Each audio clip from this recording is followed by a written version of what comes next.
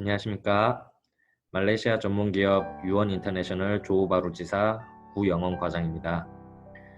이번 영상에서 저희는 조우바루 지역에 대한 전체적인 안내와 향후 발전 방향에 대한 안내를 드리겠습니다. 이어서 다음 영상에서는 조우바루와 싱가포르를 잇는 중심 지역에 위치한 RNF 프린세스 코브 프로젝트에 대해 상세하게 설명을 드릴 예정입니다.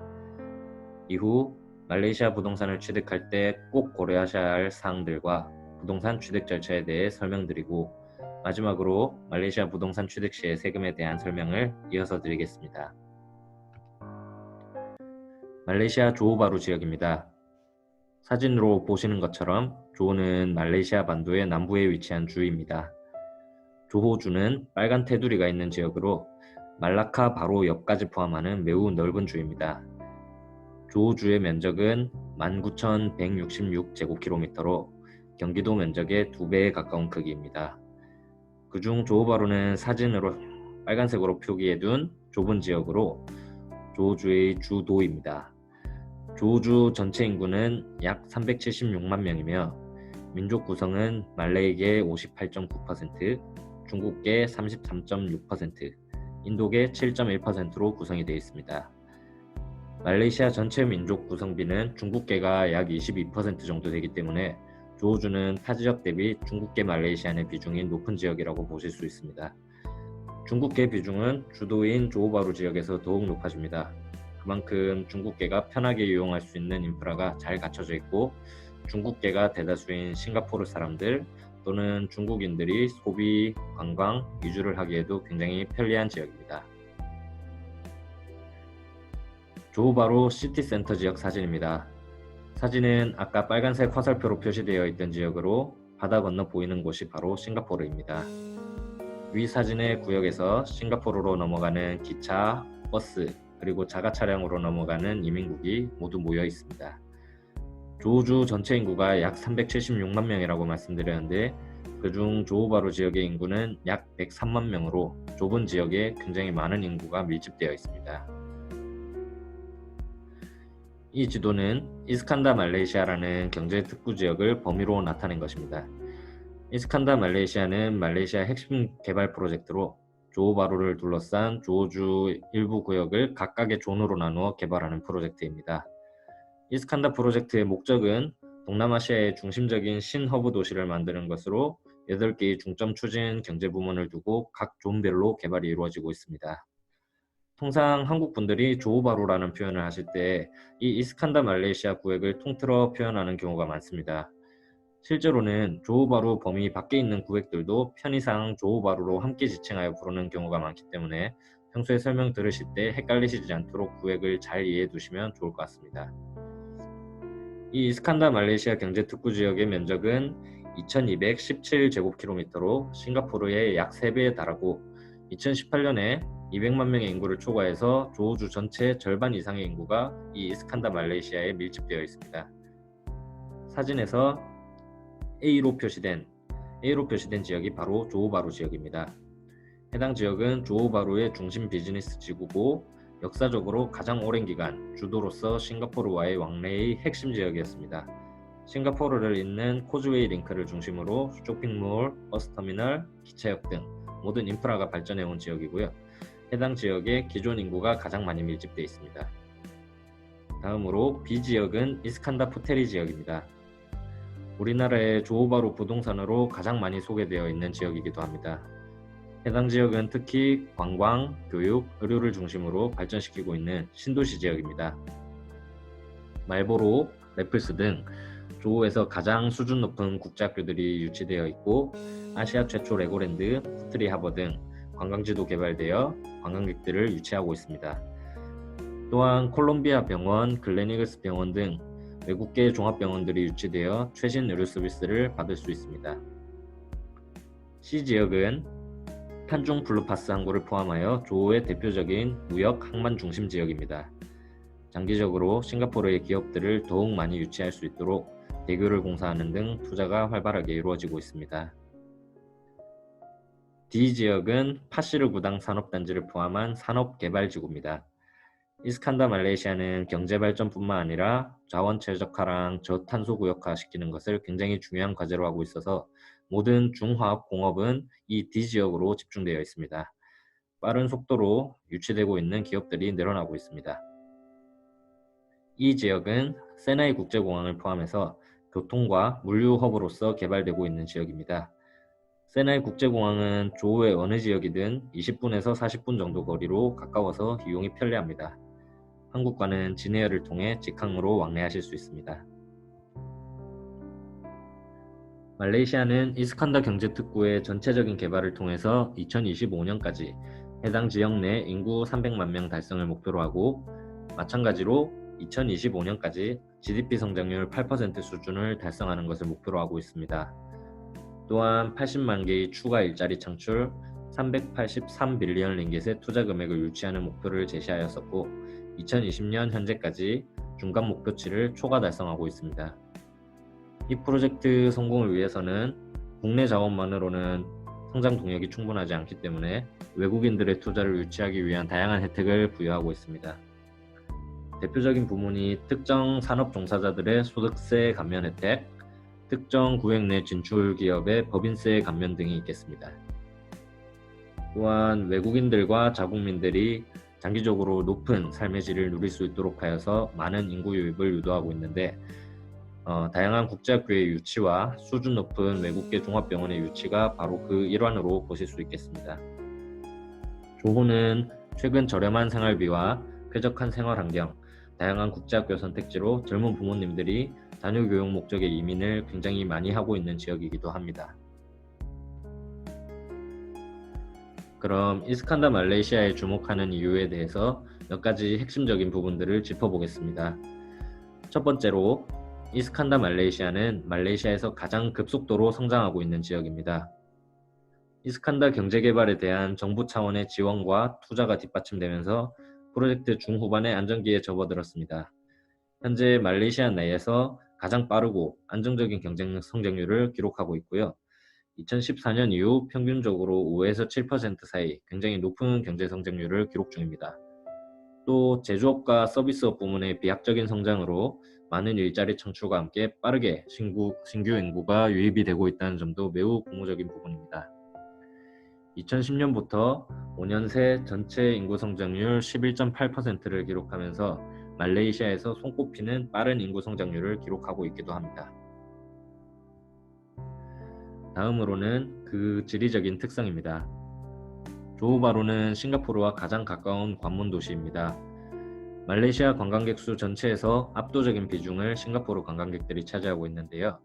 2위인 인도네시아의 4배 이상 차이가 납니다. 싱가포르는 2019년 기준 1인당 명목 GDP가 63,987달러를 기록하면서 세계 10위를 기록한 나라입니다. 비즈니스 또는 소비, 휴양 등을 목적으로 조호바루로 오는 싱가포르인들이 계속해서 증가하고 있습니다. 특히 최근에는 조호바루에 대규모 쇼핑몰들이 잇따라 오픈하면서 외국인들이 살기에 더욱 편리한 환경을 갖추게 되었습니다.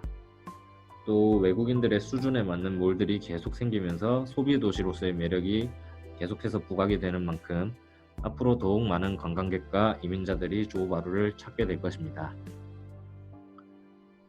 다음으로 조호바루 RTS와 싱가포르 MRT의 연결입니다.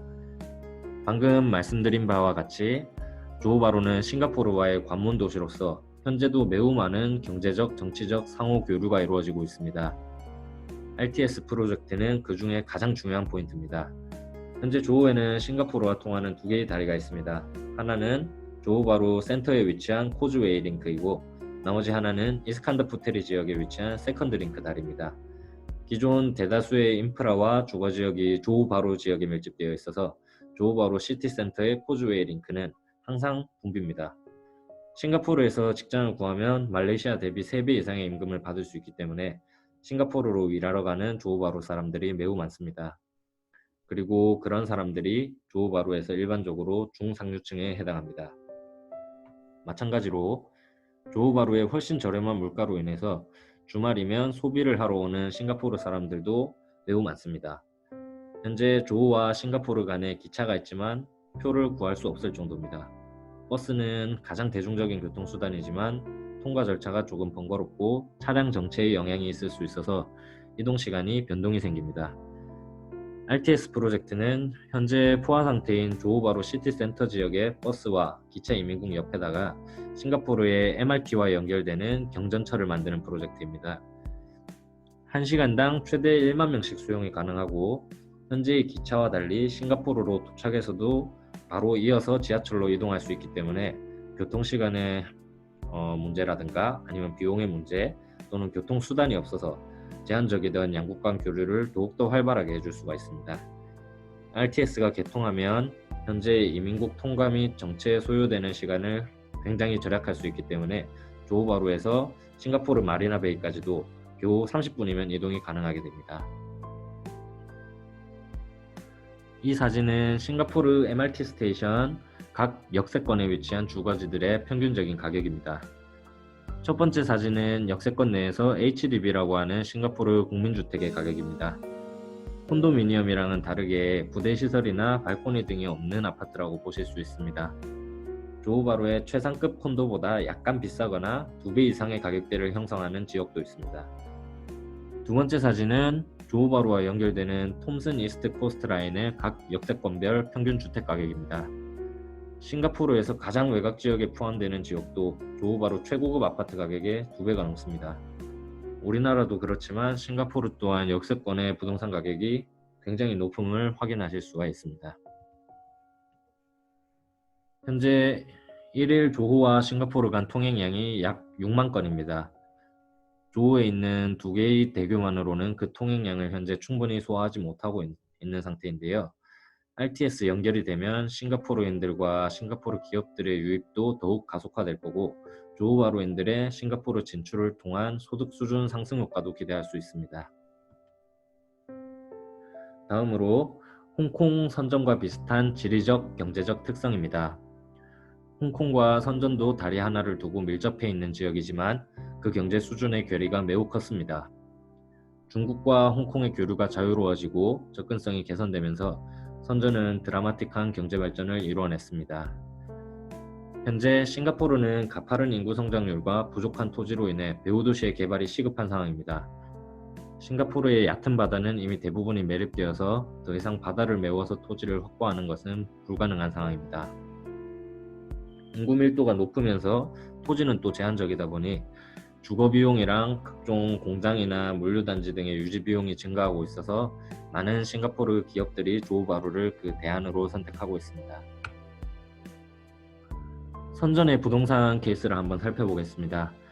선전 경제특구 계획이 시작된 지 1년 후에 론칭했던 아파트입니다. 당시 평방미터당 1,000위안 수준으로 분양을 했었습니다.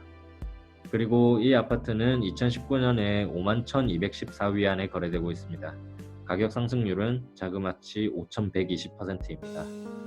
과거 평균 부동산 가격 추이를 살펴보시면 선전 경제특구 또한 상당 기간은 횡보하다가 지하철이 개통한 이후에 약 10배 이상의 가격 상승을 이루어냈습니다.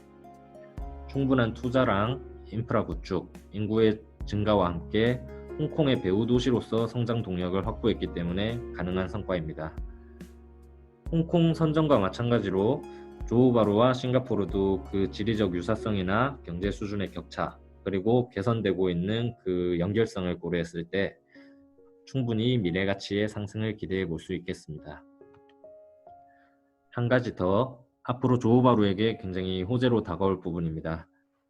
현재 싱가포르 북부 조호바루와 접경인 우드랜드 지역은 싱가포르에서 비즈니스 중심지구에서 먼 지역이라 부동산 가격들이 싱가포르 내에서는 가장 저렴한 편에 속하는 지역입니다.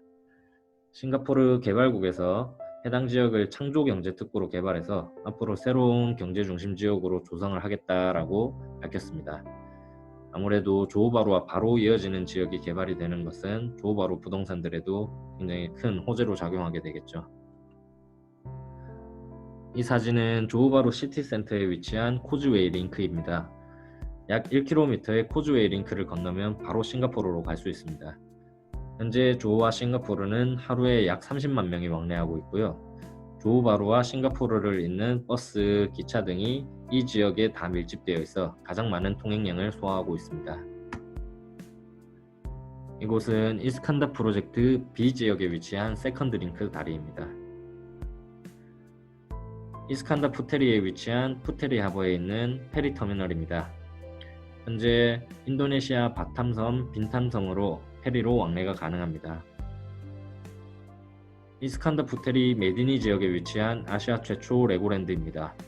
이스칸다 푸테리 지역은 외국인들이 살기 좋은 깨끗한 생활 환경이랑 아이들이 즐기기 좋은 여러 시설들, 그리고 굉장히 수준 높은 국제학교들과 어학원들이 많이 들어와 있어서 요즘 젊은 학부모님들이 많이 선택하고 있는 지역입니다.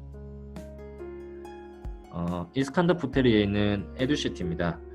에듀시티는 해외의 수준 높은 단과 대학들을 한 단지 안에 유치한 것으로 일부 대학은 말레이시아에서 2년, 영국에서 2년 교육을 하는 식으로 영국 학위를 받는 등 트위닝 프로그램 또한 잘 갖춰져 있습니다.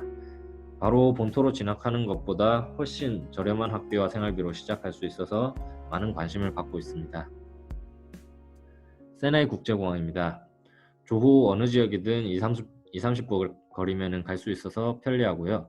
한국과는 진에어 직항을 통해 연결되어 있습니다. 레고랜드 옆에 위치한 싱가포르계 종합병원인 글렌이글스 병원입니다. 유사시에 우리나라에 비교해서도 부족하지 않은 높은 수준의 의료시설을 이용할 수 있다는 점도 조호바루 이민을 선택하시는 분들께 굉장히 큰 포인트입니다. 조호 지역의 주요 국제학교들이 표시된 지도입니다. 조호에는 현재 16개의 국제학교들이 운영을 하고 있고요. 현재 국제학교들은 조호 전 지역에 고르게 분포되어 있고 학비 수준은 저렴한 곳은 초등학교 3학년 정도 기준으로 연간 700만 원 선부터 가장 고급 학교는 연간 3천만 원 정도까지 다양하게 분포되어 있습니다. 이스칸다 프로젝트 중점 발전 부문 중 하나인 교육 부문의 성과인데요. 현재 세계 각국 자녀들이 조호바루의 국제학교에서 공부를 하고 있고 일부 학교는 한국인 학생들도 많이 다니고 있습니다. 이번 조호바루 지역에 대한 소개 영상은 여기서 마치고요. 다음 영상에서는 조호바루에서 가장 핫한 프로젝트인 RNF 프린세스 코브를 소개드리겠습니다. 오늘 설명드린 부분들 관련하여서 궁금하신 부분이 있으신 분들은 카카오톡 채널 또는 전화로 문의를 주실 수 있습니다. 시청해 주셔서 정말 감사드립니다.